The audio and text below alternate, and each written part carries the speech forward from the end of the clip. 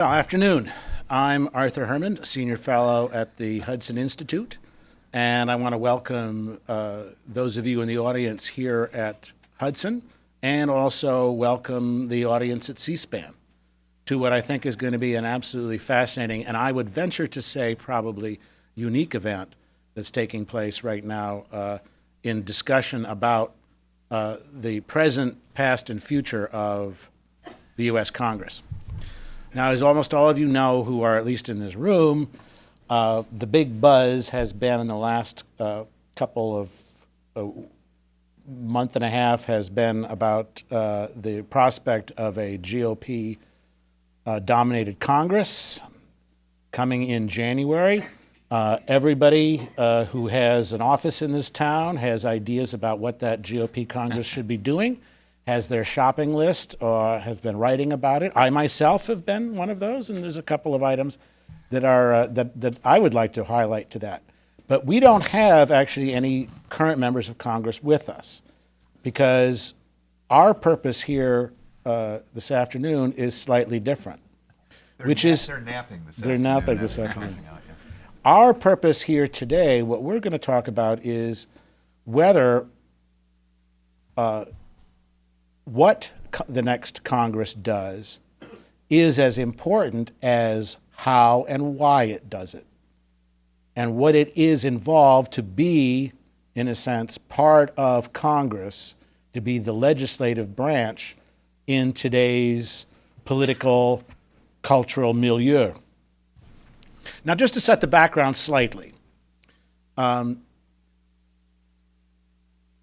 1932, something happened in American government, in the history of American government.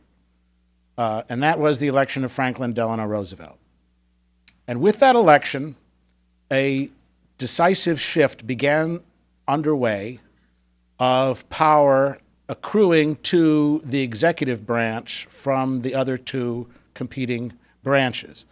As you all know, the three-branch system, legislative, judicial, and executive, were seen by the Founding Fathers as a set of coordinating, we would even say countervailing interests in terms of the discussion and the way in which government in a self-governing republic such as the United States would take place. Starting in 1932, more and more power began to accrue to the executive branch. The argument being that the executive branch and its agents had more information, had a quicker response time to crises like the Great Depression, and were therefore in a better position in order to carry out policies and to implement policies that would tend to the nation's welfare and also to its future prosperity. That accrual of power to the executive branch accelerated with World War II, where again, the assumption was that only the executive branch has the skill and speed with which to respond to international crises such as the outbreak of war and to deal with issues of maintaining America's security and also to helping to maintain peace around the world and in support of our allies. That process then became increasingly twofold in the 1940s and 1950s. Now, there were some voices that spoke out against this sort of drift of power to the executive branch. Figures like, for example, Robert Taft, political scientist Wilmer Kendall, who re-emphasized in the 1950s the importance of the legislative branch as the main fulcrum for a self-governing republic like the United States. But by and large, the political scientists, the policymakers, felt that this drift of power towards the executive branch was not only inevitable, but also desirable. And if you look at the kinds of figures who talked about American politics, leading figures in discussing politics in the 1950s and 1960s, James McGregor Burns, Richard Neustadt, all of the attention and focus was on what the executive branch was able to do and the ways in which to expand its power. And in fact, an entire school, Kennedy School of Government, was founded as a way to sort of enhance this role of the executive branch and its powers and its potentialities as a part of the American political system. The time may have come at the end of 6 years of the Obama administration to rethink that shifting balance of power within the United States government and to ask the question about whether that growth of power in the executive has been a good thing or a bad thing overall, and what are the steps that are necessary to, if not necessary, reverse it, to reassert the power of the other two branches, and in particular, the power of the legislative branch. And that's what we're going to be talking about here today.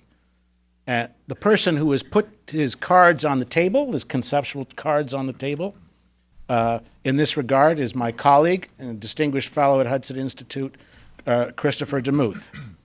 Now, Christopher DeMuth, as far as I know from his biography, has never worked in Congress, has never been connected. Summer intern. As a summer intern is his only surviving thread. 1967. However, Christopher DeMuth has, during his years working for 2 Republican White Houses, and then during his years as president of the American Enterprise Institute, is probably, I would say, this town's leading expert on regulation and on regulatory reform. Not only why regulation happens, but also the ways in which it has encroached upon aspects of American culture, of American society in ways, and American government in ways that are not entirely desirable, and what to do about that. And I think what happened, we'll have to ask him and see if this is the thought process involved. At a certain point, watching the steady growth of regulation in the United States government, and particularly by executive branch agencies, I suspect what happened at some point is that my colleague asked himself, why is this happening? And that part of the answer was what Congress ought to be doing and isn't. And that's going to be, I think, the starting point for us to understand what it is restoring a constitutional Congress is about, and what my colleague Christopher DeMuth has to say about that particular topic. Chris, you're going to introduce Don. I'm going to sit down. We're all seated. Let me start by saying that those who were coming to the building Christmas party, that's in the lobby. That's not here, so you can just go back down. Arthur, thank you very much. Thank you for that interesting and kind introduction, and I'm particularly gratified that Senator Don Nichols, one of the ablest legislators of the modern era, came to town in 1980 after the 1980 elections, would come here to discuss some of these issues on the day after the 113th Congress has adjourned. Last month, the Republicans won solid majorities of both houses of Congress. I maintain that in so doing, they have gotten themselves into a terrible fix. For they're going to be taking charge of a branch of government that, through decades of delegation and disuse of its constitutional powers, has terribly hobbled its ability to exercise effective checks and balances, to play the constitutional checks and balances game. And they are going to be facing an executive branch that has accumulated tremendous autonomous power as a result, and is now under the management of a left liberal president who is determined to exercise those powers to the hilt. This is a partisan problem for the Republicans, but it is also a constitutional problem for all of us. My essay that you have, A Constitutional Congress, was published shortly before the election in the Weekly Standard. It addressed the partisan question, but its genesis was in earlier writing on the constitutional one. I had documented Congress's wholesale delegation of its taxing, spending, borrowing, lawmaking powers to the executive branch, and viewed with alarm the growing concentration of power in a single branch and a single individual. But it occurred to me that a time of fully divided government, when one party controlled the Congress, Article 1, and one party controlled the executive, Article 2, might provide some opening for an institutional reboot. To paraphrase James Madison, the partisan interests of a congressional majority might be connected to the constitutional rights of the place. So when it appeared that we might be in for a time of fully divided government, I sat myself to thinking about how that connection might be accomplished, and I came up with a 5-part plan for congressional restoration. I'd noticed that 5-part plans are very popular for dieting, dating, making a resume, other earnest endeavors, so I thought that this might draw attention to my ideas. There's a fundamental difficulty here that has to be acknowledged and emphasized. The modern age has not been kind to the representative legislature. This idea that we should be governed by elected representatives of local districts who gather together to make the laws that we live our lives by hammering out compromises among differing, competing, conflicting interests and values, was an original embodiment of Republican aspirations against the prerogatives of kings and autocrats. But that was a very long time ago. And it was a time when politics and government were naturally constrained by what economists call high transaction costs. When travel and communications were slow and costly, legislative sessions were critical occasions to learn of developments in other sections of the nation, to take the measure of other political leaders, friend and foe, to forge alliances, make compromises, far from the gaze of the hometown crowds. When political organizing was costly, interest groups were few and broad-based, and their demands on government were general. When law enforcement and program administration were costly, the executive branch could perforce do only a few things. In that world, representative legislation was not beanbag, but it was at least manageable. In the modern age, high affluence and high technology have disrupted all of those traditional functions.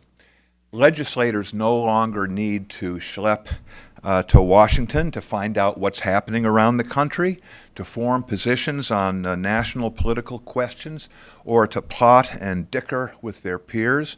All of those things can be done instantly and at far lower cost through the media and direct communications.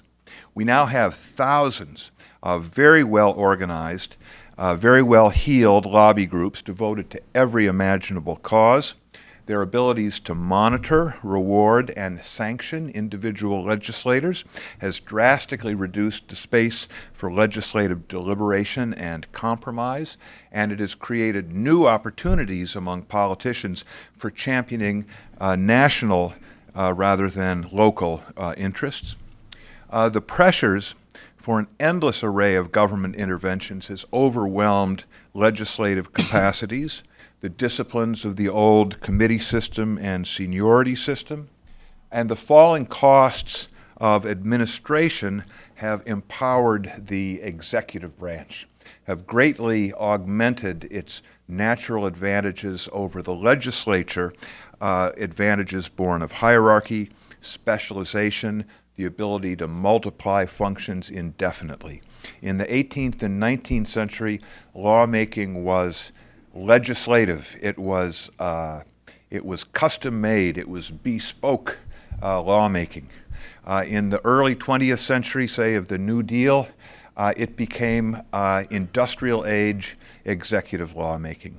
Lawmaking in America today is information age executive lawmaking.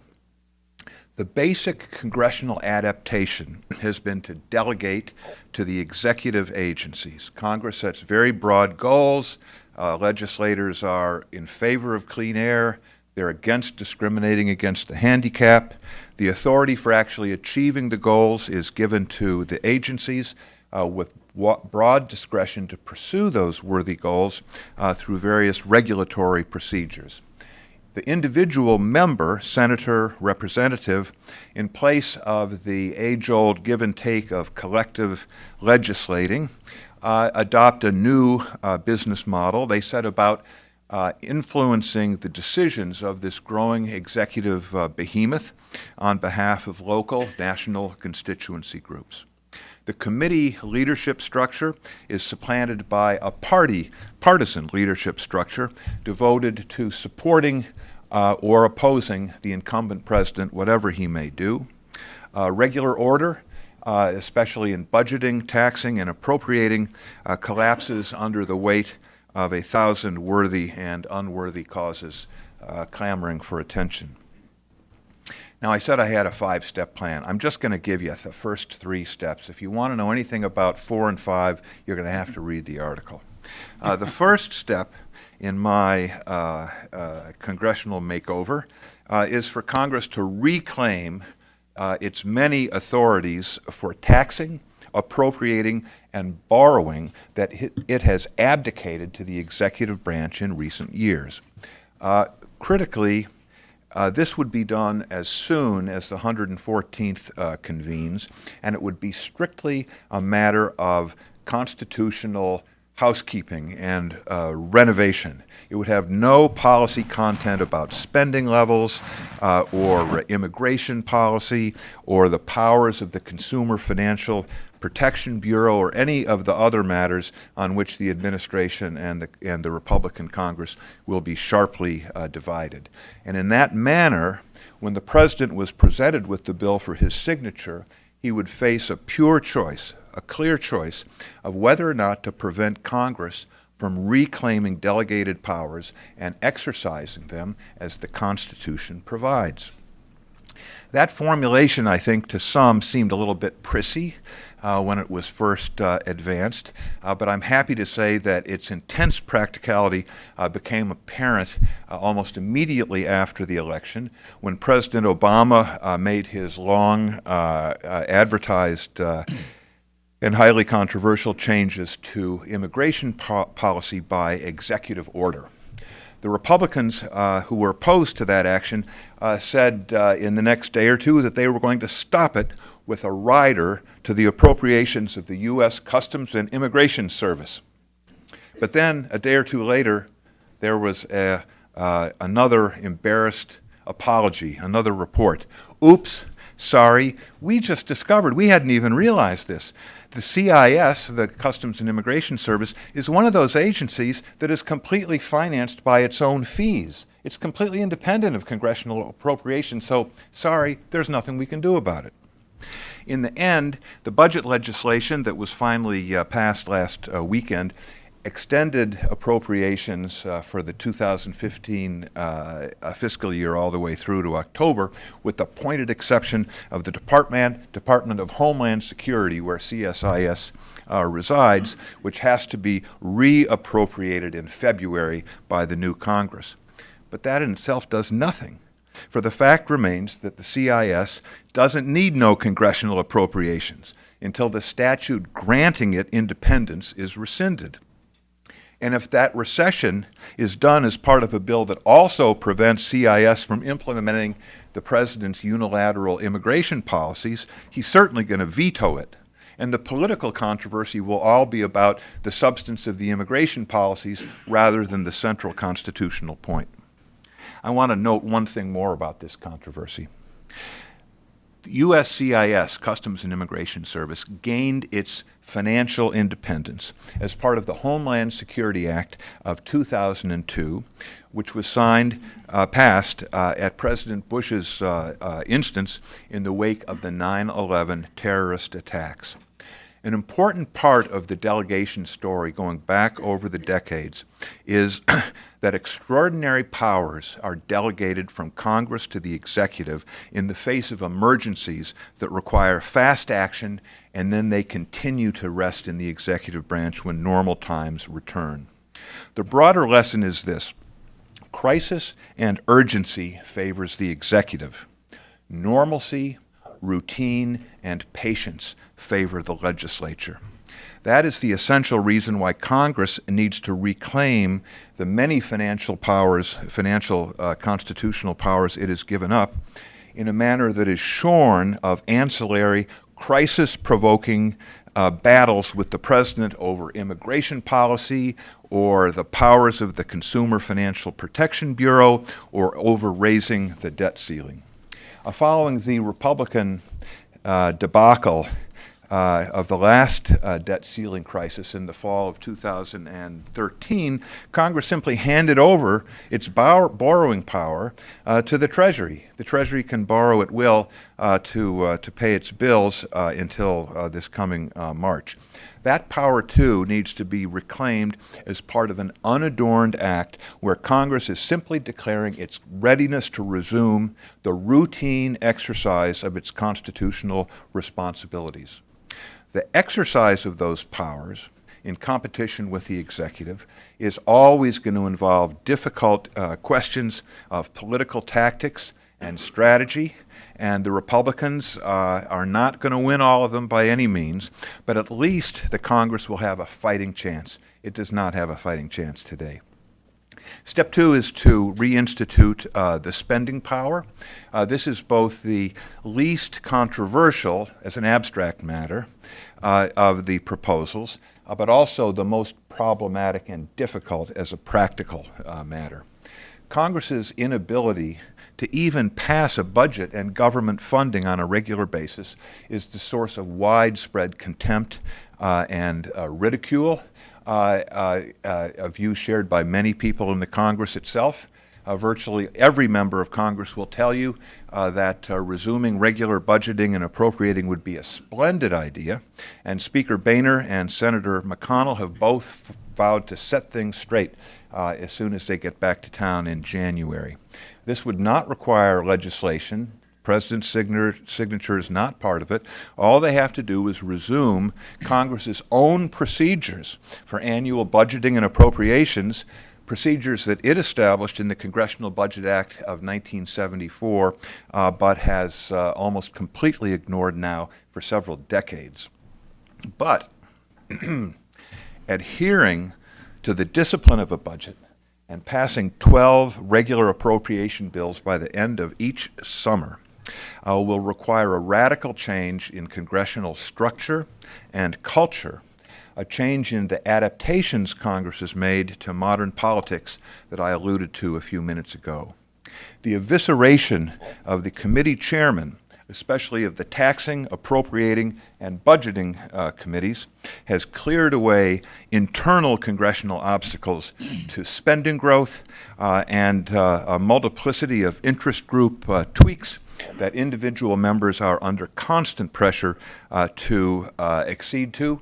The decline of the committee members and the transfer of their powers to the party leadership was dramatically illustrated in the past week in the humiliation of Finance Chairman Ron Wyden in the Senate at the hands of his party leadership.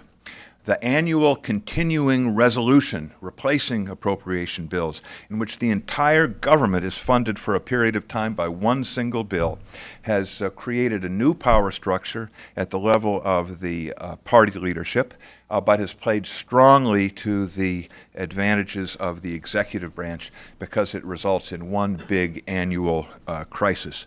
I worked in the Reagan administration, Arthur mentioned, for several years. And when I was there, Congress frequently, routinely interfered with excellent, well thought out policy initiatives that we were pursuing by in regulation, in antitrust, other areas, through riders to the appropriation bills of OMB, the Treasury Department, the Justice Department, other agencies. We'd see the riders. We'd see if we could work around them. You know, is there something we can do in face of these riders? If we couldn't, we would just sort of give up and move on to other mischief. We always took the riders seriously, and they were routine. They happened all the time. If all of these had been rolled up into one annual crisis where Ronald Reagan could have unrolled his national rhetorical skills in competition with a few much less known salons on Capitol Hill. That would have been dandy for us. Wouldn't have been very good for the Congress. Reforming the spending process will require reconstruction of a strong, specialized policy hierarchy where the committee chairmen have strong powers unto themselves and are no longer the handmaidens of the party leadership.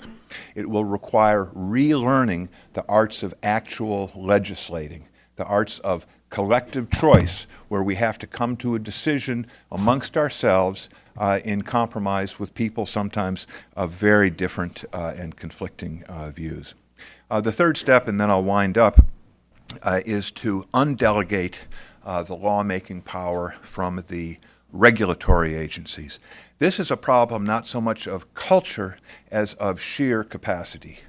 Because Congress, by delegation, has created a lawmaking machinery capable of cranking out law at a volume vastly beyond what could be done by a bicameral legislature consisting of nested committees with all sorts of cumbersome procedures thrown in for good measure by the Constitution itself.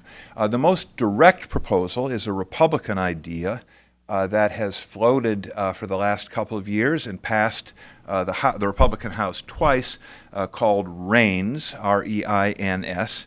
The bill would say that major regulations of the executive branch could not take effect until they were approved by both houses of Congress and signed by the President, which would be a foregone conclusion. It's a real bill, and would enjoy privileges, fast-track privileges, to come to an up or down vote of each of the two chambers without going to the committee process, such as we do with trade agreements and the base closing exercises. That would mean that major regulations would simply be legislative proposals. It's very dramatic because it takes the slow-moving, complicated legislative process and it just plunks it right into the middle of this high-volume regulatory machine that we have built. It is undelegation in the extreme. A lot of people are very much for it. It's going to be an interesting thing to see. It was one thing when it was a sort of an anti-Obama measure. Now that Congress could actually pass such a thing, we'll see if they really want to do it. It would mean 10, 20, maybe more major pieces of highly complicated legislation added automatically to the legislative calendar every year and arriving with privileges at a time and place of the President's choosing. We'll see if they want to do that. The Congress will certainly try to displace some regulatory decisions under Obamacare, the EPA's greenhouse gas initiatives, other things where Republican feelings run high. It's not going to be easy to, those things will not be signed by the President unless he finds himself in a fix after the Supreme Court decision on the federal the subsidies to the federal health insurance exchanges in the summer. My own idea is for some confidence-building exercises for Congress to get back in the game of actually making decisions, collective choice, legislation in these areas. And I proposed in my article 2 little ideas that would have a good chance of getting a lot of Democratic votes and a good chance that the President would sign. One would be to legislate high, very high capital standards for large banks and other large financial institutions, ousting the extremely timid ideas for enhanced capital standards being floated by the Fed and other agencies, creating the very best bailout protection we could have in the future. It would mean that the equity holders, not the taxpayers, were standing behind financial risks. Senator Brown of Ohio, a liberal Democrat, and Senator Vitter of Louisiana, a conservative Republican, have backed just such a bill. The second is to free these amazing new innovations in personal health information, such as smartphone monitoring apps and personal genetic profiling techniques such as those of 23andMe from FDA pre-marketing controls. Senator Deb Fischer of Nebraska, Republican, Senator Angus King of Maine, Independent, that means Democrat, he caucuses with the Democrats, have introduced a pretty good piece of legislation along those lines. I have a particularly colorful phrase that I'm proud of in my article. I said, if these acts were to pass and actually take power away from the regulators in these two areas, they would be great victories for bipartisan, smart populism over the forces of faux expertise and crony capitalism. How do you like that? So I'm for pursuing opportunities here to take lawmaking right back to Congress. I think that we should be prepared, that Congress, in thinking about the balance of powers, should be prepared for some surprises in the next 2 years. I think that this conventional media idea that the president is a late-termer, a lame duck, he's very unpopular, he'll try to pursue some foreign policy initiatives, that's what presidents do in the end game, but not much else. I think that may be incorrect. He's a man of strong ideological, systematic views. He's very smart. He's intensely determined. And if you look at the things he's done, such as in immigration and other areas, it's as if he came to Washington with a list of about 10 things that he told us about during the campaign in 2008, and he's determined to get them done, and he doesn't actually have to be popular to get them done. He can just get them done given the powers that the executive branch has accumulated. I want to give an idea that everybody's going to think is unbelievably fanciful. Consider the idea that President Obama has advanced it several times since the beginning of his national career, and most recently in an amazing statement he released shortly after, I think it was shortly after the election. In any event, it was in the last month or so. And that is that the internet ought to be converted into a national public utility under comprehensive controls over price, entry, terms of service, and in particular, this is called net neutrality, that service providers should be converted into common carriers who must take all comers at the same price regardless of the different prices and values of the services that are being provided, and essentially to treat the internet the way we treated railroads and airlines in previous epochs. It's an unbelievably primitive, retrograde idea. But it's got some support in the faculty lounges in the law schools around the country and some economics department. It's got some support in the business models of some big firms. And the president is deeply attached to this idea. Moreover, he says he can't do it by himself. It's up to the FCC. Well, that's exactly what he told us several times about immigration policy before he just came out and announced, well, I'm going to do it myself. Could the president make the internet a national, publicly regulated utility all by himself? I think that he could. First of all, the electromagnetic spectrum, which is the key scarce resource in the internet, is something that is, by declaration, owned by the federal government, has been ever since Herbert Hoover said so in the 1920s. Most of that spectrum is allocated by the FCC, but the government could take that allocation back in a way I'm going to tell you in a second. And in any event, the executive agencies, Defense, Commerce, others, they own huge amounts of spectrum that they do not use themselves that can provide enormous bait for the enterprise I have in mind. Moreover, the government itself provides many things directly, like geostationary positioning systems for our Apple and GMAP devices on our phones. That actually is based upon a government enterprise. The Democratic Party has a sort of a proprietary feeling about the internet. It has from the beginning. Al Gore told us that he came up with the idea to begin with. Many people in the party believe that it was singularly responsible for the president's 2008 victory. Most of all, the executive branch is now able to act unilaterally with enormous power and lack of any kind of apologetics in doing things that would have been considered impossible in the past.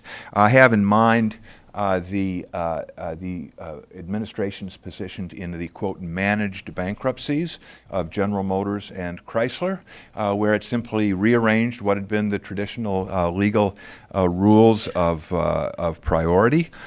In the BP oil spill, where it simply called up, somebody from the White House called up BP and said, please send us $20 billion immediately. We're going to use it to administer our own compensation fund. Something that if you'd said it before, can a president just do this? People have said, no, you can't do that. But they just did it, and it was a popular cause, and it worked. Most recently, the amazing developments in these so-called inversion international mergers, where there were some very solid, financially sensible mergers that had been prepared, agreed by the boards, and people at the White House got on the phone with some of the directors and had some candid conversations, and the boards immediately announced that they were abandoning these initiatives to everybody's amazement. If the White House called together the major internet service providers, the major firms that provide major internet matters, and forged an agreement for net neutrality and public utility controls that everybody was going to agree to, and everybody kind of understood that they had to, because there were tax and other pieces of business they had before the executive branch that would be taken into account, and it was taken over to the FCC for a little rubber stamp approval in the beginning of a program. And oh, by the way, nobody appeals. We want to keep the judges out of this. I think it could be accomplished. Now, I don't want people to think I'm paranoid. This is not a prediction. I want to use this idea simply to dramatize the astounding amount of discretionary power that is accumulated in the executive branch and how it could be used for astounding purposes in the next 2 years. A last word. I am not unmindful that Congress has many vices of its own. A Republican Congress, reconstituted along the lines I have sketched out, would without doubt be the source of some excessive and horribly wasteful spending, tax and regulatory provisions that benefit narrow groups at the expense of the public. Those are part of a larger policy and institutional problem we have in our politics. But the immediate problem is that our Constitution depends on robust competition among the three branches, and in particular between the two political branches, to keep federal power relatively constrained, under control, and honest between elections when most of us are not paying attention, and to police the inevitable corruptions of concentrated power. The Republicans have many big and worthy policy reforms that they wish to pursue, and many of us feel very strongly about them and hope that they do well. But my point is that even as they do that, it has fallen to them to do something larger, and that is to restore some badly needed constitutional balance. Thank you.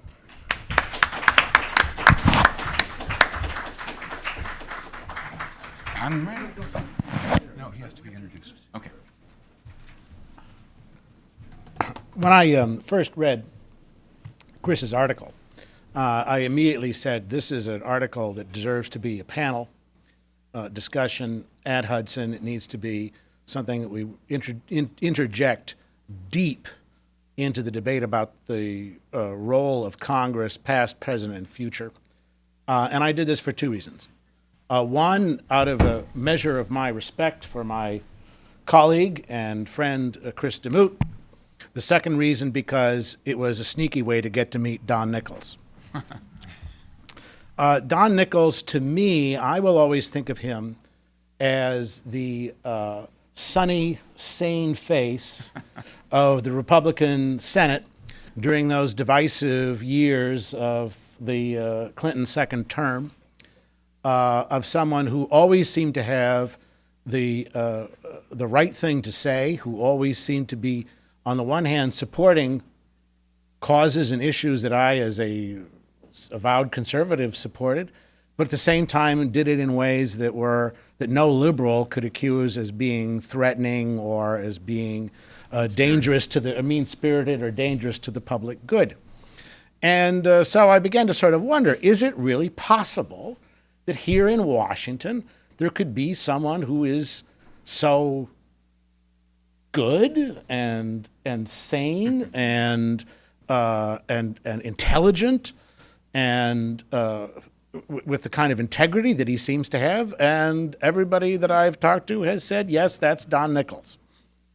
A little biographical information for you, and in fact, the more you read his biography, the more you're going to like him, and particularly in my case. Like me, he's a small-town guy, grew up in Ponca City, Oklahoma. Like me, he attended public schools. To pay for his education at Oklahoma State University, he and his wife ran a professional dry cleaning service. Janitorial service. Do you still have that business? No. No, you don't. Okay. Thank goodness. Okay. And then in 1978, Don Nichols ran for the Oklahoma State Senate, and won. 2 years later, he ran for the United States Senate and was elected as the youngest Republican ever elected to the United States Senate.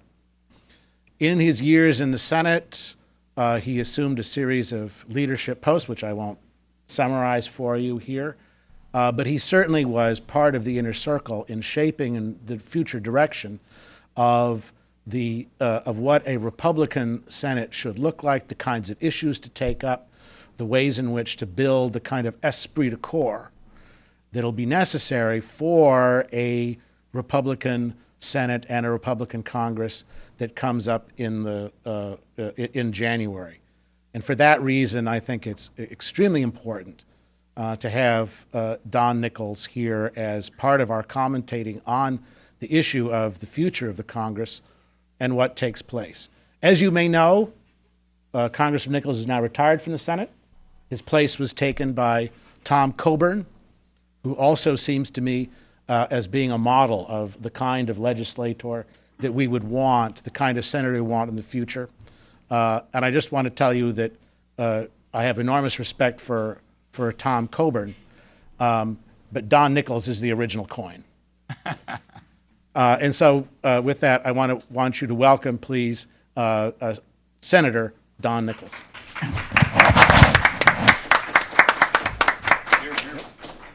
I'll just make a few comments and then I'll join you on the one. I want to compliment Chris for his outstanding speech and say I share many of the concerns that he touched on. As was mentioned, I came into town as a senator in 1980. I will say things have changed a lot. Leadership in the Senate, for example, just flipped. It's flipped 7 times since I've been in town. And it's going to flip again. And it's not all that unhealthy when it does change. Chris talked about the natural tensions, or there should be some tension between the legislative branch and the executive branch, and frankly, the judicial branch. I believe very strongly in that, and I was in the Senate for 24 years. I always felt like it was part of my job, since I was in leadership for most of that time, to protect the legislative branch. Protect it from the executive branch if they were legislating, and even if the judicial branch, if they were in the legislative business, which they've done on occasion. But the real problem in the last several years, I think, with President Obama's administration is I think there's a real disrespect or a lack of respect for Congress. I know he served in the Senate for 2 years. He came in just as I retired, voluntarily, I might add. And I complimented him. And all members of Congress, all members of the House, the Senate, and the President, when they are sworn in, they take an oath to uphold the Constitution. And I am absolutely flabbergasted at some of the comments and some of the statements that our President, who sometimes says he's a constitutional scholar, makes in just grossly violating the Constitution. Grossly. Constitution, Article 1 of the Constitution says basically Congress shall make all laws. All legislative powers are herein granted to the House and the Senate. All legislative powers. The only exception to that is in the 10th Amendment, which basically gives all other legislative powers to the states and to the people. But all legislative powers on the federal side are delegated to the House and to the Senate, and then reserved to the states and to the people. It doesn't say, Mr. President, you don't like the fact that Congress hasn't legislated on immigration, you go ahead and do it anyway, and then maybe hope that Congress is going to address it, and if you're happy with it, you can sign it, and it will supersede the law that you just implemented. That was his statement not long ago, right after the election. Interesting, he made that statement after the election. But I thought, wow, did he just say that?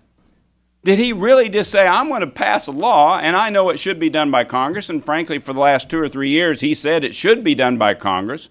When people were telling him, hey, we want you to do more on immigration, he said, I'm not king. I can't do it by, I have to go, the Congress has to act. He was right in saying that. And he said it several times. And then right after the election, he said, well, I'm going to do it full speed ahead, and I want Congress, I challenge Congress to supersede what I just did. Whoa! Doesn't say that. It doesn't say it when it comes to a health care bill. Oh, here's the law that Congress passed. Pretty unusual circumstances the way they passed it, but I won't comment on that now. But, okay, Congress passed the law. Whoops, some of it is unpopular, and some of it is going to come up before the election, so I'm just going to suspend the individual mandate. Not going to enforce it. I hate to say it, but he's supposed to faithfully execute the laws. It doesn't say suspend those that he doesn't like, don't have to enforce the ones that really maybe are uncomfortable, that in this case he is totally responsible for, because it might have political repercussions. And you could just go on and on. Oh, well, you mentioned the Consumer Finance Protection Board, CFPB. Oh, unbelievable delegated powers to one individual, more or less made a czar, subject to Senate confirmation. He couldn't get Senate confirmation. He did a recess appointment. And this individual, the way Congress passed this law, you talk about Congress delegating powers. Congress passed a law that says, well, yeah, they can get a percentage of the revenues that come from the Fed, and it basically boils down to several hundred millions of dollars a year, not subject to congressional appropriation. So no oversight, no board, no commission. In this case, didn't even have the confirmation process. Again, just sticking the finger in the eye, I think, of the Senate. His NLRB recess appointments on individuals that he couldn't get through the Senate, that were actually defeated in the Senate, were not going to be confirmed, so he did a recess appointment. In this case, the courts said, whoa, you exceeded your authority. Then he came back, was able to get him in because Senator Reid changed the rules of the Senate. Wow. I think there is a constitutional crisis in the fact that the president just is really disregarding the Constitution as it's written and is trying to implement his policy as if he is a czar or a king. And there's a real reason why our forefathers had the wisdom to separate the powers and to have a balance of powers, to have the checks and balances. And what happened after President Obama was elected, he ended up getting 59 votes in the Senate, and then 60. And all of a sudden he could get almost anything through. And I almost think, God bless him, but Senator Byrd was one of the champions in the Senate who would defend the legislative powers or balance of powers, and it was in his later years, and I was gone, and anyway, they were able to railroad it through. And they did railroad it through. Passed, I think, on December 24th or something in the first year. Wow. Wow, it really bothers me. And I hope and pray. All right, but I want to be positive. There is new leadership in town. And with Senator McConnell as the new majority leader beginning in January, he is going to return to regular order. One of the things that Chris was advocating is that Congress to do its job. For whatever reason, with the Democrat leadership in the Senate for the last 6 years, and I want to separate the two. The House basically did its job. They passed a budget bill every year. They passed most of the appropriation bills every year. They didn't pass in the Senate. When Chris talked about the Senate doing continuing resolutions, the Senate a couple of days ago, passed an appropriation bill that had most of the appropriation. That's the first time the Senate has actually acted on an appropriation bill in years. I think for 5 years they're on a continuing resolution. This bill passed, and yes, the appropriators, House and Senate, they worked out most all the bills, but they didn't have any of the bills in the Senate on Senate floor subject to amendment. The thing I'm saying is good news is I know Senator McConnell, and I know his new chief of policy you worked for me for the last 27 years, Hayes Marshall. He's going to do a fantastic job. They're going to revert to regular order. They're going to have appropriation bills. They're going to have a budget. I was on the budget committee for 24 years.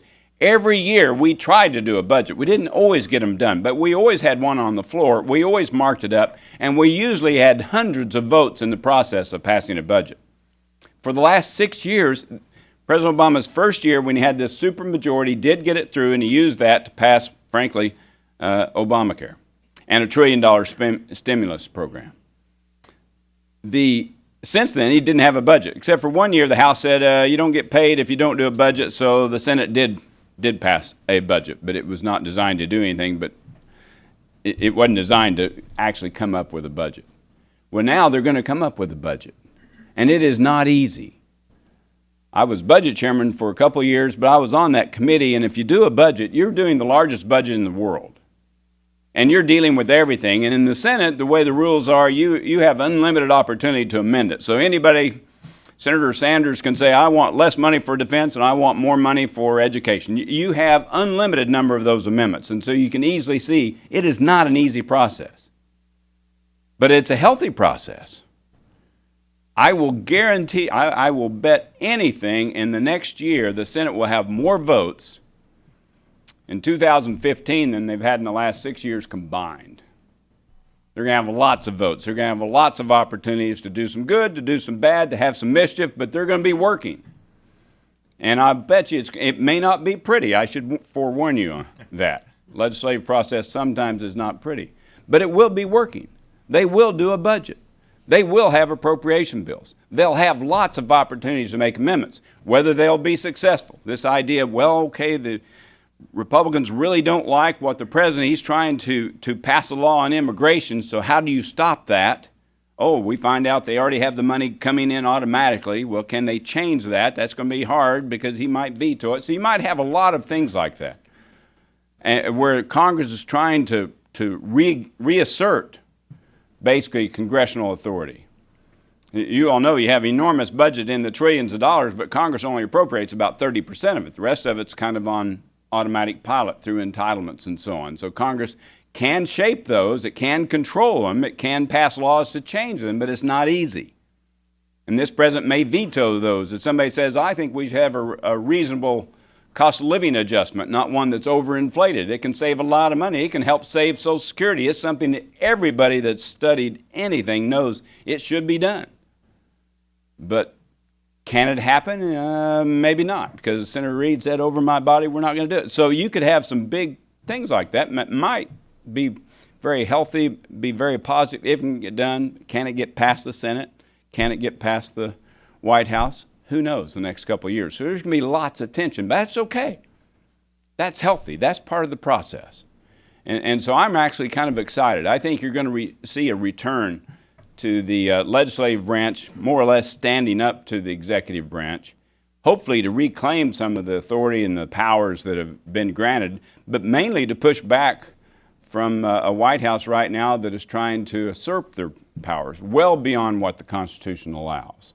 And so it's going to be a very interesting, very, I started to hotly contested, but but this is part of the process, and I think it's going to be kind of fun to observe in the next couple of years, and hopefully, prayerfully, in the long term, we will return to a real, what I would call, constitutionally balanced basis of government between three branches of government. So anyway, thank you for letting me participate. Thank you.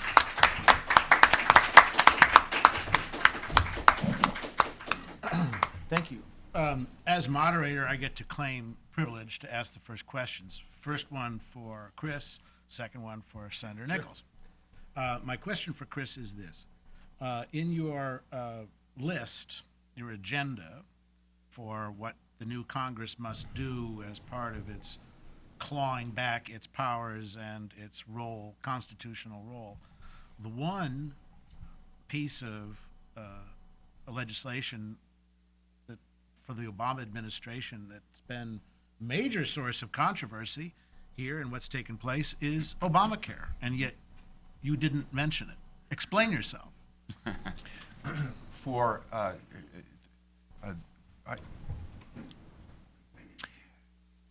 In Obamacare, the policy action has basically moved to the courts and to the states for the time being. Last week, the Congress did something that nobody thought possible. It actually substantially revised two provisions of Dodd-Frank. That was thought to be inviolable. That was not quite the purely partisan enactment that Obamacare was, and I think it still is the case that the administration would veto any effort to change Obamacare. However, there are several strong constitutional challenges, including in particular the one coming out of the D.C. Circuit and Virginia cases and others, regarding the provision of tax subsidies to the federal as opposed to state exchanges. That will be decided by the Supreme Court by the middle of the year. I think it's fair to say that there's a significant chance that act will be held to have been beyond their statutory authorities. It's a pretty potent challenge, is what you're saying. And if so, well, Senator Nichols is a healthcare expert, so I'm hesitant to say too much here, but I believe that if the decision went that way, the administration would be in something of a fix, and it would really need some legislation, which would open things up a little bit.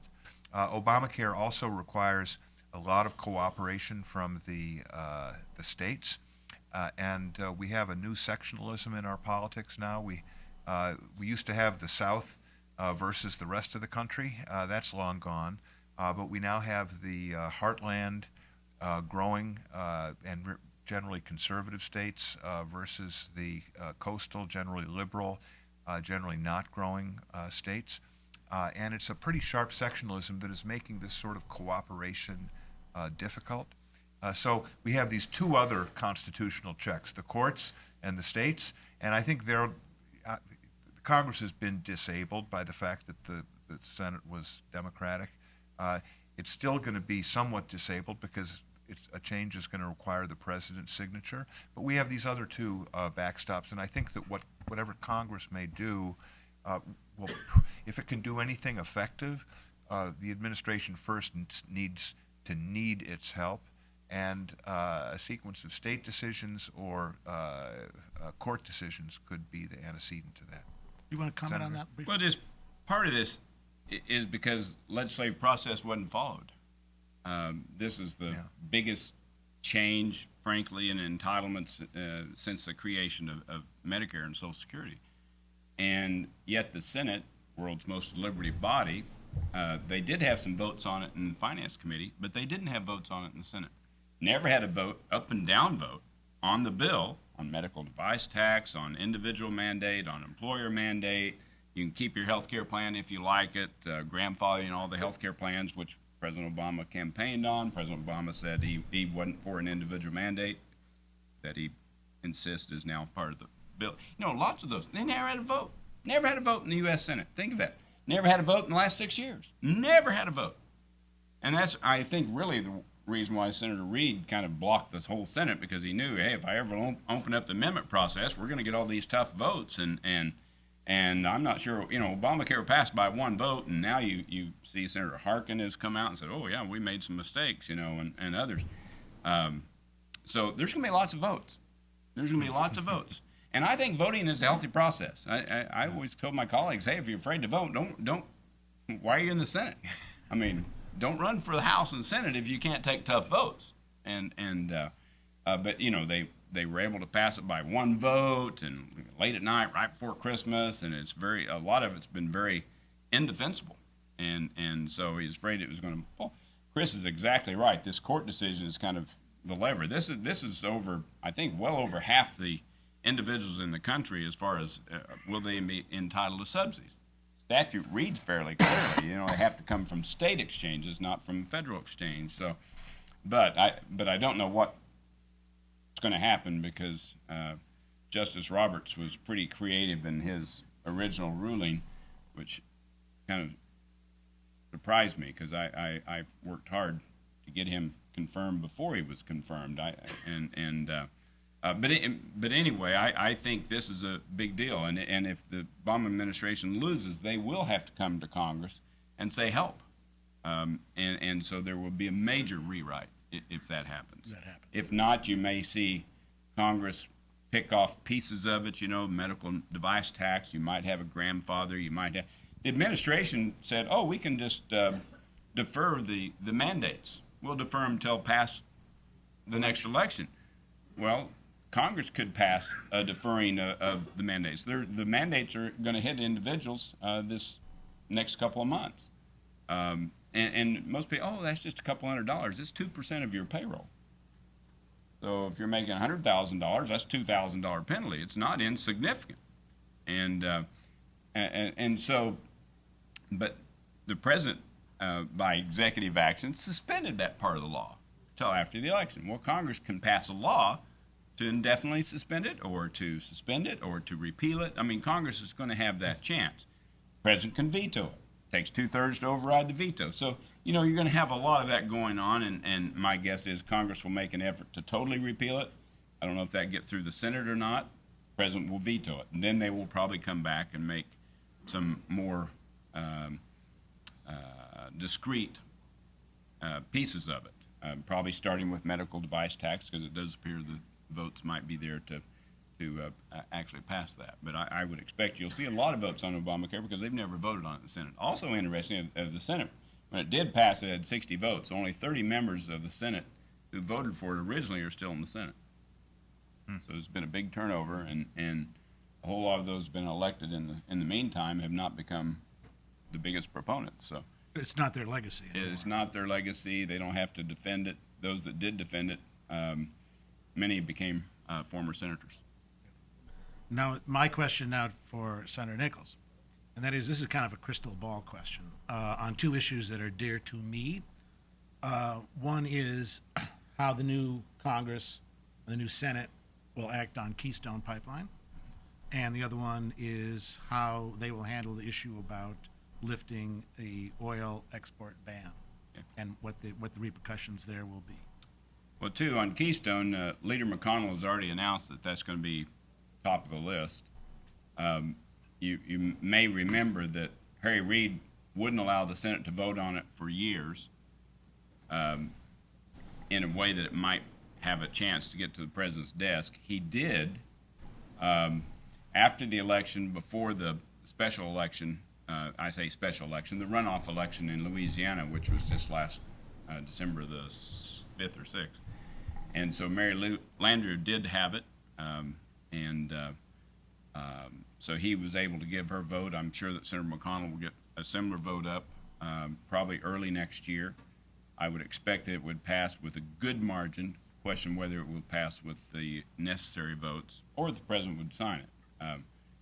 It makes every kind of sense to do it. I mean, it's cheaper, it's safer, it's more environmentally sound to transport by pipe than it is by rail. Canadians going to move it by rail. I'm on a board of Valero, biggest refiner in the country, and we move a lot of oil by pipe, and we move a lot of oil by train. It's going to move one way or the other. And this is one argument that nobody makes. I find it very troubling that we keep sticking our finger in the eye of one of our best allies in Canada. Totally agree. I totally agree. The Canadians have been with us on everything, and this is part of our. I just don't even think it's a close call, and even the State Department has pretty much said as much.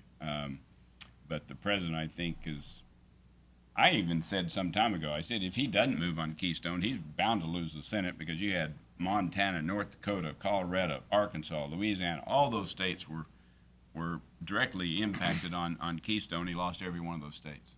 So I kind of think, anyway, I think Congress will pass it whether or not they can get the votes or have some leverage with the president. There's one thing to pass it freestanding, it's another thing to have it connected to something the president wants or needs. And a lot of times you marry legislation with other items. Yep. And so that's part of the process. And oil export, just real briefly? Oil export, I think, makes economic sense. Congress has looked at it a little bit. Senator Murkowski is chairman of the Energy Committee. She's in favor of it. I would expect that the votes would be there in the House and Senate to do it. There's some people opposing to it. The oil industry is going through a lot of turmoil now, with the price of oil declining about 50% in the last 6 months.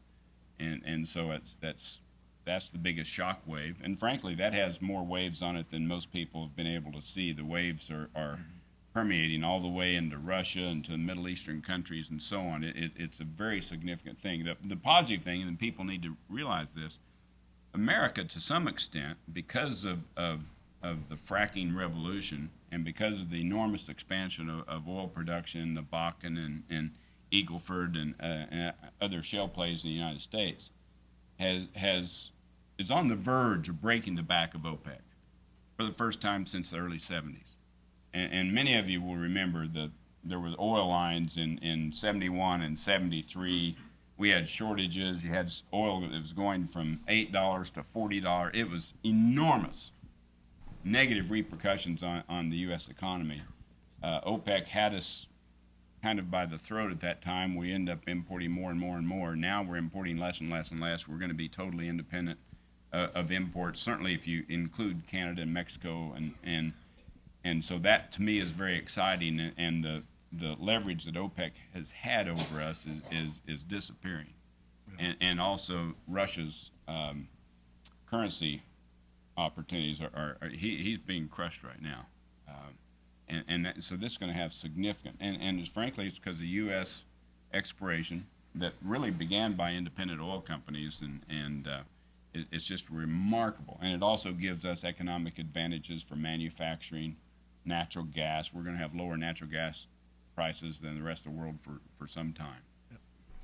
And as you said, that oil shock in 1973 had a huge damaging impact on the economy. It also had a huge damaging impact on the American psyche. Sure. And I think that we're on the verge now of really wiping away that legacy. Should we open up the debate for questions? Please. When the microphone comes to you to speak, if you could just identify yourself and whatever affiliation you care to disclose. Right here, blue, up in the front. Blue shirt first, and then we'll go to the next. Thank you. I'm Dave Rabinowitz. I'm retired. And it seems to me it wasn't that long ago that the big complaints in D.C. was about congressional earmarks and Congress trying to micromanage spending. And now the current continuing resolution that was just passed is well over 1,000 pages and has a whole bunch of provisions that has absolutely nothing to do with spending, most of which we haven't even learned about yet. It seems to me that Congress hasn't given up its powers, and it seems to me that when people are unhappy with what's being done, they find some part of the process to complain about rather than complaining about what's being done. I would just say you make several valid points. The good news is it's going to change. Instead of having one bill that didn't ever go through the Senate, so you never had one senator able to offer any amendments on that bill, you're now going to have 12 appropriation bills. I remember the old days when we passed them. We would pass them. I said it's not pretty. you'd probably work on the bill all week, and you'd probably do a handful of amendments Monday, Tuesday, maybe more on Wednesday, a lot on Thursday, and usually we'd say, all right, we're going to go home when we pass the bill. And so everybody's got their amendments, and this will shock you, but Harry Reid and I did this. I was whip and he was whip, and we passed most of the appropriation bills, and this is frankly from 2004 back for several years. We would, all right, who's got a list of amendments? We'd get those amendments, and by Thursday night late, about 9 o'clock, those amendments start falling off, and about 1 o'clock, everybody said, enough, let's go home. But people had a chance to offer their amendments, and they had a chance to have exposure. And frankly, if you didn't like it, you would try and find the weak parts in the bill. You would expose it if you find something that really doesn't make sense. And so the amendment process is a healthy process, and it's an educational process, and it's time consuming, so it gives people, okay, here's the bill. Here's the bill for the Interior Department that funds every little park and everything in the country. They manage millions of acres. So there will be amendments on, can you have oil and gas drilling here? Can you do this? Can you mine this? All those things are, to me, that's part of governing. And having that bill on the floor for a few days is a healthy process. So instead of, at midnight or something, passing a bill that's this deep that no one can be totally aware of it, you'll have 12 the committees and members of the Senate and the House, and frankly the American people, because it's going to be debated and they'll have it and it's going to be available. You'll have it on the floor. People nowadays can go online, they can get a copy of it, they can email their member, what in the world is this? It's going to be a much more open process. Continuing resolution is not legislative process. And this is not complaining about process because you don't like the result. A continuing resolution simply continues what was done the last year, but then it has lots of things that are thrown in. The appropriating committees, the budget committee, if you went back to last, I guess it was September, they passed a continuing resolution through December. The appropriators had no idea what was in it. They hadn't seen the bill. People voted for it without knowing anything that was in it. The only thing that is known is that it has to pass. That's the one thing that is known. It must pass. And the result is that the leadership is highly amenable to particular earmarks, so a lot of things do get thrown in it. A lot of things get thrown into appropriations, but the appropriation is actually a deliberative process, collective choice. As Don Nichols says, you take lots of votes. Continuing resolution, there's just one vote. And I'm exaggerating a little bit, but just so you understand, it's done in the majority leader's office. It's tightly controlled. It's a game, usually there's a game of chicken going on with the executive branch. It's the whole government of the United States, absent all of these independently financed agencies. It has to pass, and a lot of things get thrown in. So it's very different from traditional legislation. Traditional legislation, it's not, sometimes it's not that pretty, and you need to have a little vigorous to pass an appropriations bill, but it's done at a smaller scale. There's more voting, there's more participation, and the people that have worked their way up the committee structure, they're actually participating rather than just, you're a Republican, you're a Democrat, you're going to vote for it, you're going to vote against it, unless we can make a few little tweaks by helping with a couple things that you care about. Well, so I think it's fundamentally different. Yeah, the difference too, if you're doing a continuing resolution, is one, it's admitting you failed. You didn't pass all your appropriation bills. You're supposed to pass all the appropriation bills by the rules by the end of September. And also, because it's 12, they're a lot more digestible. You can handle 12 individual bills instead of, we got 1.1 trillion. That's a lot to swallow. That's hard to get your hands on it, even if you've been doing it for a while. So it's just, a whole lot of the solution to the problems, legislative problems, in my opinion, can be summed up is return to regular order. And regular order basically means following the law.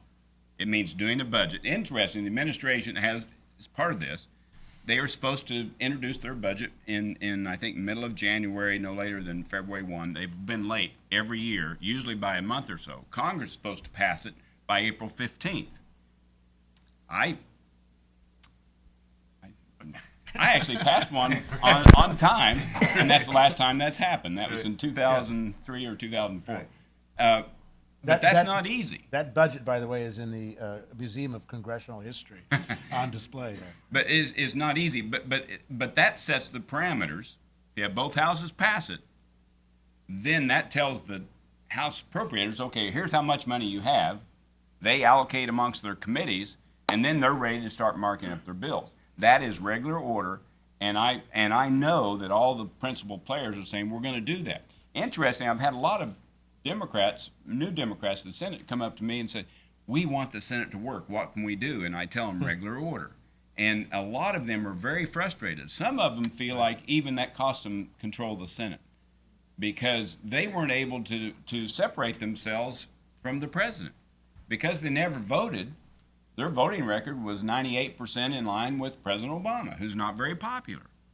So, if they would have had appropriations and lots of votes, they could have said, hey, wait a minute, on that health care bill, I didn't support that individual mandate, or I didn't support that medical device tax, or I didn't support...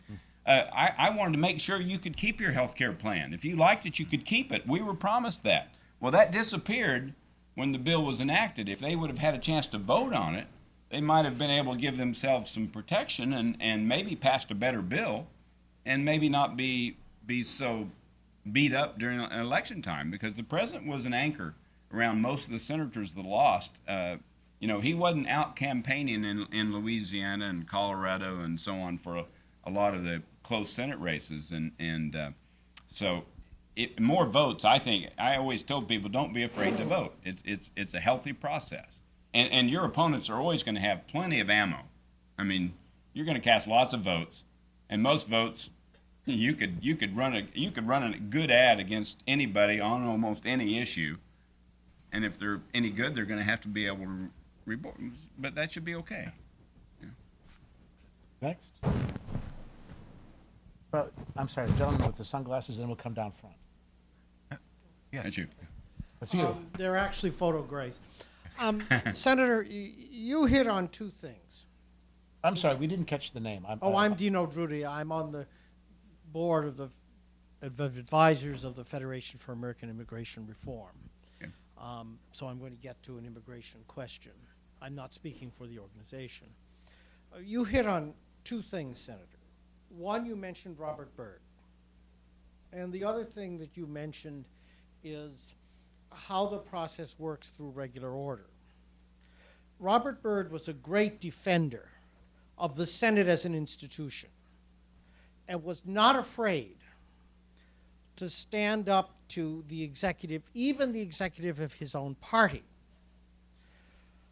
And at the end, and then he passed away, it seems as if there was nobody left in the Senate who was able or willing to do that.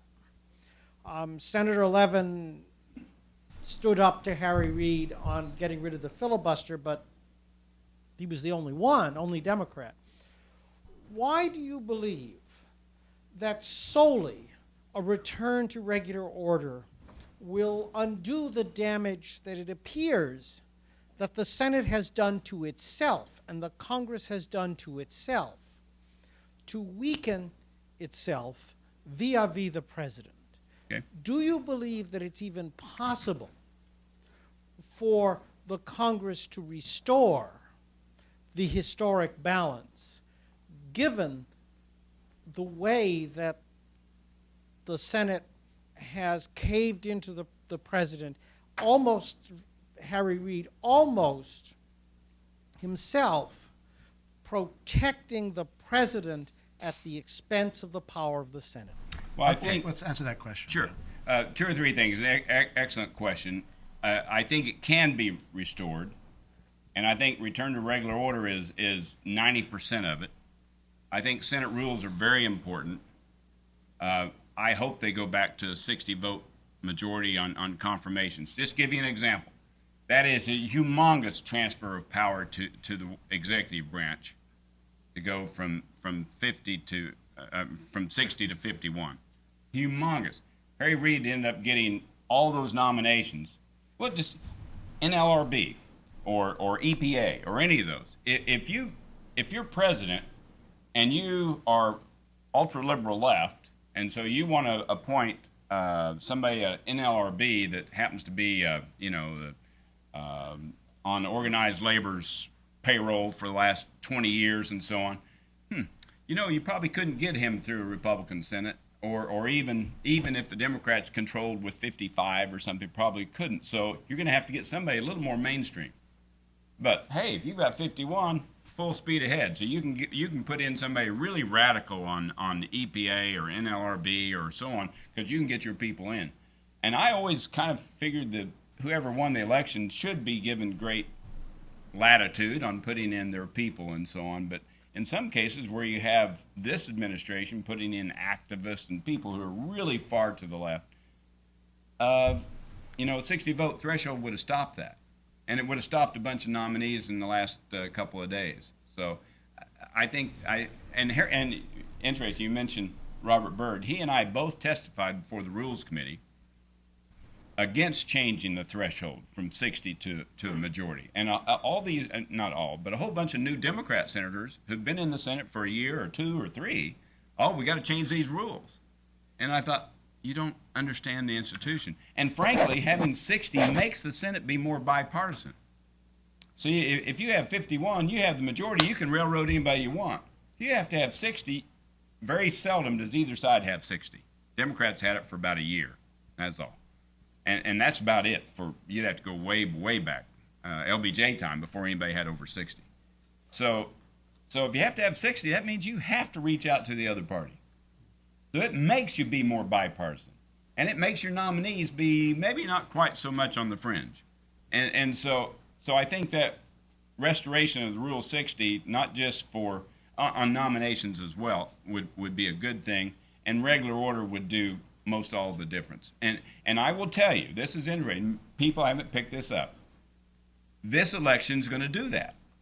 And it's going to be, you're going to see the Senate functional.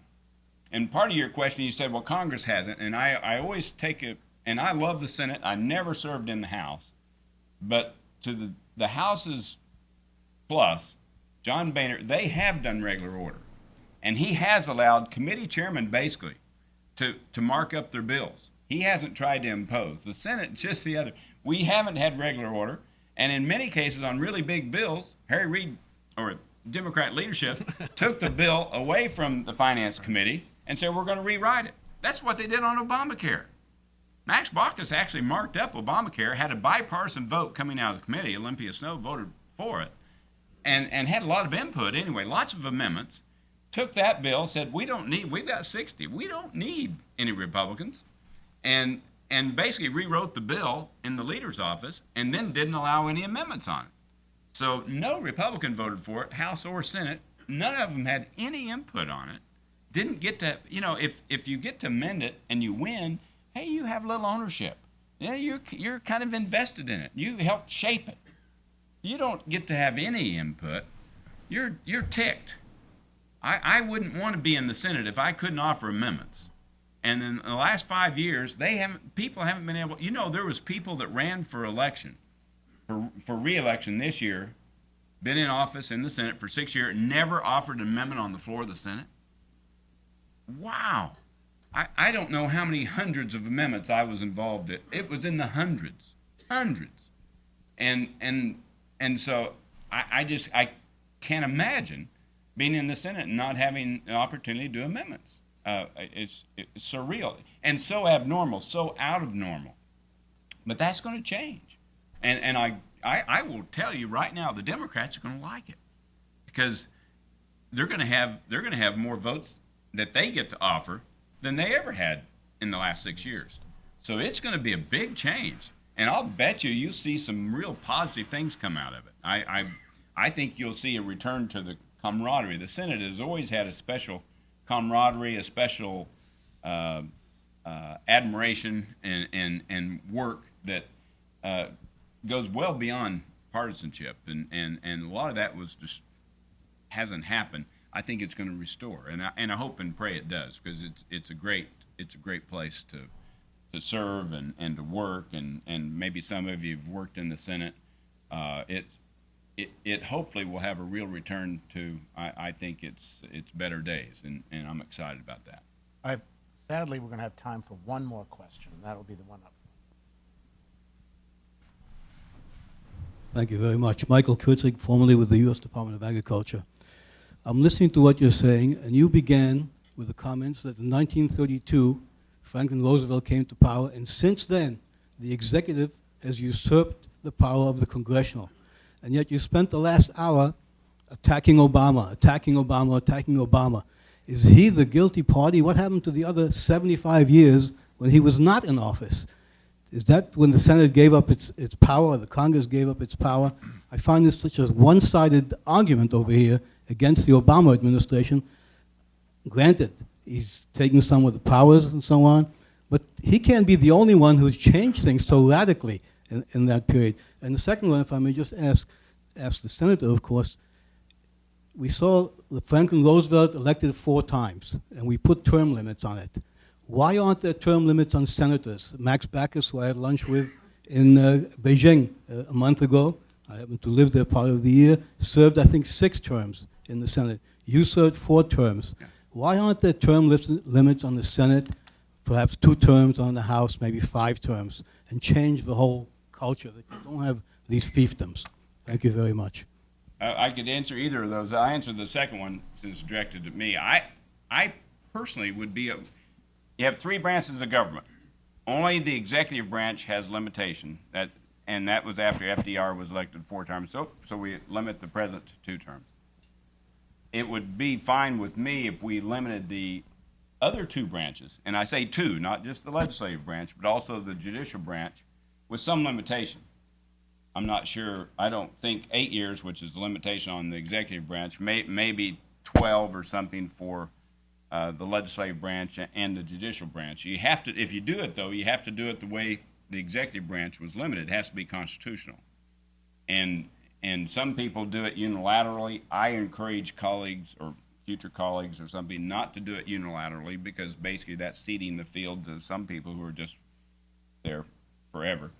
And usually the ones who take the Tom Coburn, I'm out in 2 years, some of them are very good members and maybe of the more conservative free enterprise tilt, and some people go to Congress to redistribute your wealth, and they can stay there for a long, long time. And so I want it to be, if it's constitutional, it will apply to everybody, and then I think you could have a limit on the other 2 branches. Could be healthy. Chris, do you have a response? Yeah, on the first, actually, the emphasis of my talk was very much on congressional delegation as opposed to presidential usurpation. I would say that over the years, presidents have been more or less aggressive about doing things where they didn't have statutory power. Franklin Roosevelt, I think this was, I don't know if it was right before or right after Pearl Harbor, but it was clear war was coming, and he wanted to have some national industrial controls, just war-related price wage controls. And he gave one of his talks, and he said, I want Congress to pass authority for national production wage price controls, and if they don't, I'm going to do it all by myself. And I'm going to do it out of my prerogative as the repository of the confidence of the American people. And I will be doing it on behalf of the people, and when we no longer need these powers, I will give it back to the people. I mean, it was amazing, beyond anything that President Obama said. So you can find examples of this. In general, I would say in the past 30 years, the major impetus has been congressional delegation. If you look at the creation of one after another agency with immense discretionary power, that's really new, far beyond anything that happened during the New Deal. Things have changed recently. I would mark the change actually to the end of the Bush administration. During the financial crisis of 2008, the administration did things that were far beyond anything in precedent.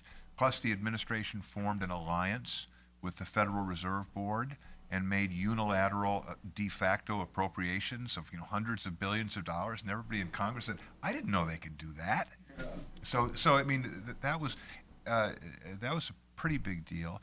And then President Obama, I believe, has been much more exorbitant in his unilateral claims on things that he has really cared about, especially in Obamacare, in several of the appointments, in the immigration matter. Although I think the Obamacare decisions are the most amazing. And some examples I gave, managing the bankruptcy, just kind of stepping in and saying, here's how we're going to allocate the assets in bankruptcy. These tax inversions. Never seen anything like that before. So I don't know what I just beyond. I've got my political views on these matters, but looking at it institutionally, I think it's too soon to say whether the Obama administration is a blip or a trend. I really don't know. In my heart of hearts, I think it's a blip, but I'm sort of impressed by the continuum from essentially 2007 to today. I would break it up in a couple of pieces. I think obviously FDR, of course, you had World War II, you had the wartime scenario. I would think if you go back, I started when Reagan started, so you had Reagan and Bush and Clinton and Bush. I think the Republicans in that group were pretty assertive of presidential authority when it came to international, but not so on domestic. I also think all, including President Clinton, had a much greater respect for Congress. I went to the White House when Bill Clinton was president a lot. I went to the White House a lot when both Bushes were president. A lot. I mean, a lot. I went to the White House more often in any of those terms as part of the leadership than Mitch McConnell's been in the last 6 years. I probably went to the White House more in 1 year than he went to the White House the last 6 years. He's only been invited to the White House 3 or 4 times in 6 years. I used to go like every week. I mean, so there was much greater dialogue. There was much greater respect for the institution from President Clinton and both President Bushes and Ronald Reagan. Reagan and Bush and Cheney, they were very assertive on international authority. So a little different, and then the one thing that Chris mentioned, and that was the financial bailout. That was right at the very end of President Bush's term, and that was also kind of the war It's a crisis. Yeah. There was. I mean, I remember being there, and I was never one that wanted to have the government or the Fed or the Treasury Secretary to have such unlimited powers. But I was also worried whether or not the bank would be able to cash checks, the bank across the street, the bank that, it was a scary time. So anyway, actually that was 2009. That was after I had already retired. But I do remember being kind of frightened about that. And I know Secretary Paulson went up and said, here's a blank piece of paper, I want this authority. And Congress did rewrite it, but he still ended up getting a hell of a lot of authority. But that was a scary time. That was. Are we going to have we'd already seen the stock market. You had NASDAQ went from 5,000 to 1,000. You had a crash. You had oil actually went from 130 to 40. You had a lot of things happening in a very short period of time, and people were worried. Are we going to have a financial collapse that we have never seen in most of our lifetimes? It was a scary time. We're going to have to wrap it up at this point. I want to thank both of our I just banged my own microphone. I want to thank both of our panelists for an absolutely fascinating discussion. And I think we can sum it up by saying that the coming of the new Congress in January offers an opportunity not just to pass new legislation, but also to restore some of the powers of a constitutional Congress. And I hope that in this discussion, people have a chance to review it, see it on C-SPAN, that some of our legislators will have a chance to realize they've got a roadmap and a way to go forward with it. Thanks very much, and thanks for coming. Thank you.